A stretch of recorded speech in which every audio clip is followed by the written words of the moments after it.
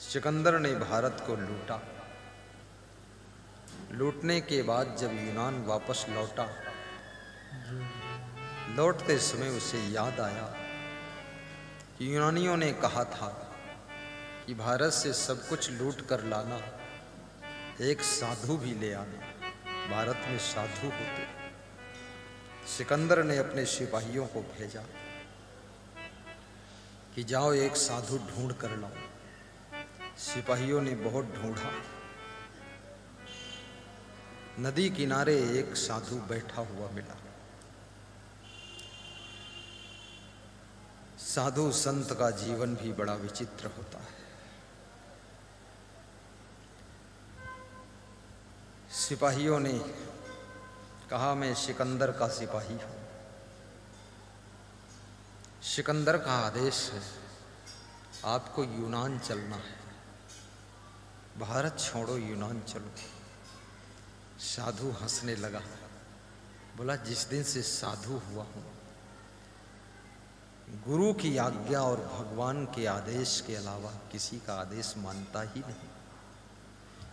सिकंदर तो मेरे लिए बंदर से भी छोटा है। सिपाहियों ने कहा, ये तलवारें देख लो, लाखों का खून पी चुकी है। सिर अलग और धड़ अलग कर दूंगा, संभल कर बोलो। उसने कहा, जाओ सिकंदर से कह देना कि साधु नहीं आ रहा है। सिकंदर को जब सूचना दी गई कि वो साधु नहीं आ रहा, सिकंदर को क्रोध आ गया। क्रोध आ गया, ऐसा नहीं है, सिकंदर का क्रोध कभी जाता ही नहीं था, परमानेंट रहता था। कुछ लोगों को परमानेंट क्रोध रहता है और कुछ लोगों को तो बस 1-2 मिनट के लिए आता है, फिर चला जाता है। लेकिन कुछ लोगों ने क्रोध, ऐसे रिश्ते जोड़े हैं क्रोध से, 24 घंटे उनके नाक पर क्रोध, गुस्सा बैठी है। बहुत खतरनाक।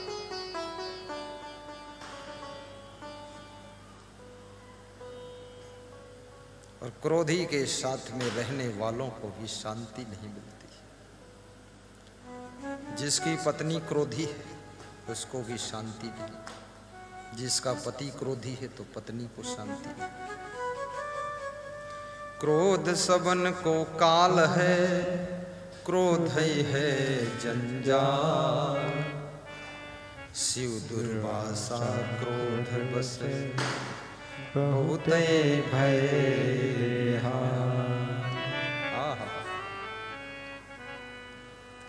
क्रोध सबन को काल है, क्रोध ही है जंजाल। शिव दुर्वासा क्रोध बस बहुत भय बेहाल। गौर से समझना, शिव भगवान, उनको भी क्रोध आ जाता था, वो भी क्रोध के कारण बहुत परेशान हुआ। ये क्रोध अगर भगवान को भी आए तो भगवान को भी परेशान कर देता है। आहा। और ये क्रोध अगर इंसान को आए तो इंसान को शैतान बना देता। जो शांति मन से तुमने 20 साल में कमाया है, 10 मिनट के क्रोध से वो तुम गंवा सकते हो। जिसको कमाने में 20 साल तुम शांति से रहे, उसको 10 मिनट के क्रोध में खो सकते हो। इसलिए सहन शक्ति बढ़ाइए, मोडी डूडी मत बनो। दुर्वासा ऋषि बहुत क्रोधी थे, बहुत नुकसान किया उनके क्रोध ने। और क्रोधी व्यक्ति जिद्दी भी बहुत होता है, जिद बहुत करता है, हठी होगा। उसकी नहीं मानोगे तो फिर क्रोधित हो जाएगा। जब दुर्वासा राम से मिलने के लिए अयोध्या गए और लक्ष्मण ने उनको द्वार पर रोका, दुर्वासा ने कहा कि श्राप दे दूंगा, सब अयोध्या जलकर भस्म हो जाएगी। साधु का काम भस्म करना नहीं है। ये दुर्वासा, ठंडे रहो बाबा, तुम महात्मा हो, शीतल रहो। लक्ष्मण जी डर गए, बोले कि अरे पूरी अयोध्या जलकर भस्म हो जाए, इससे अच्छा है जाने दो इनको। राम ने लक्ष्मण से विशेष रूप से बताया था कि आज किसी को आने मत देना अंदर। राम बहुत दुख में डूबे हुए थे।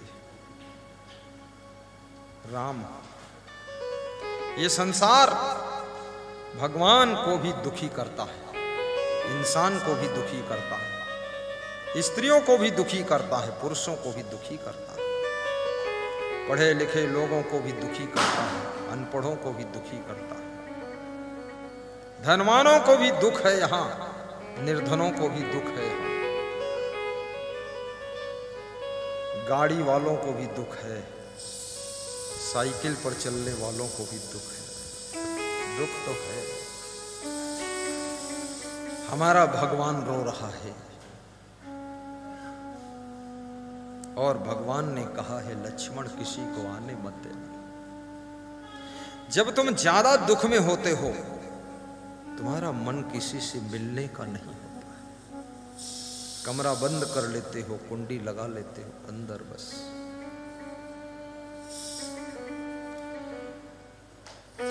और दुख कई प्रकार के होते हैं। सभी दुखों में सबसे बड़ा दुख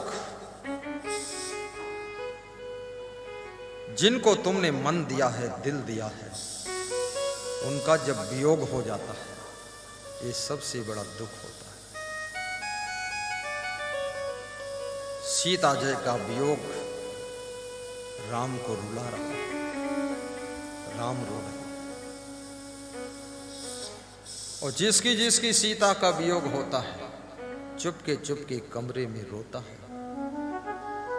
इसमें भी बहुत से लोग ऐसे हैं जिनकी सीता का वियोग हो चुका,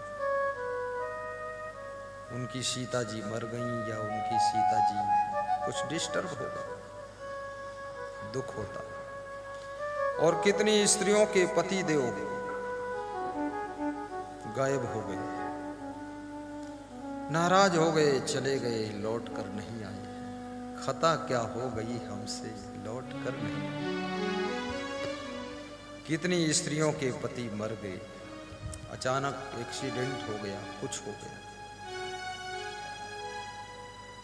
और याद रखना,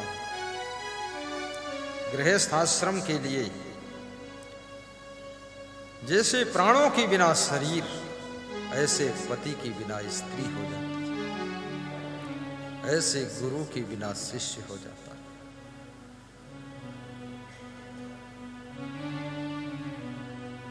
राम दुख में डूबे हुए हैं। दुर्वासा ऋषि राम से मिलने के लिए आए।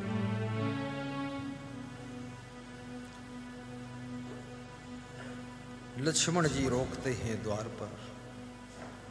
दुर्वासा जिद करते हैं, अभी मिलूंगा, तुरंत मिलूंगा। लक्ष्मण ने सोचा कि राम ने कहा है किसी को आने मत देना, ये दुर्वासा जिद कर रहा है। कभी दुर्वासा मत बनना, कोई द्वारपाल मना कर रहा है तो मान जाना। सच्चे प्रेम की पहचान है,